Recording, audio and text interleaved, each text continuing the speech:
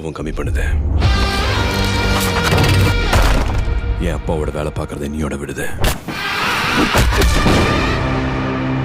அடித்தடி கட்ட பஞ்சாயத்து ரத்த கிளறி ரவுடித்தனும் எல்லாத்தையும் இந்த நொடியோட விட்டுடுது.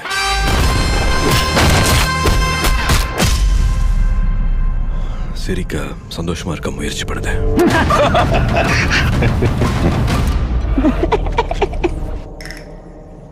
என் பொறுப்புக்கான பர்பஸ் உன் பாஷையில சொல்லணும்னா என் தம்மம். இனி காதல், பரிசுத்த காதல்.